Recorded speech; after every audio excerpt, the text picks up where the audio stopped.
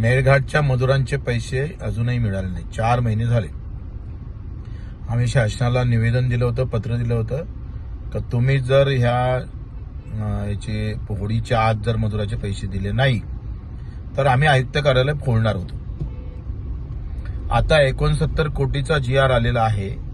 नागपूरच्या आयुक्ताला ते GR प्राप्त झालेला आहे, निधी पण प्राप्त झाला आहे, पण तरी सुद्धा आयुक्तानं वाटप केले नाही.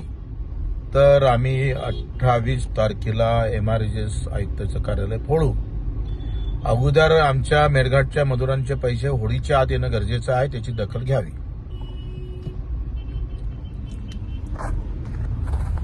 आपल्या परिसरातील बातम्या आमच्यापर्यंत पोहोचवण्यासाठी स्क्रीनवर दिलेल्या क्रमांकावर संपर्क साधू शकता. दूरध्वनी क्रमांक 8652414343.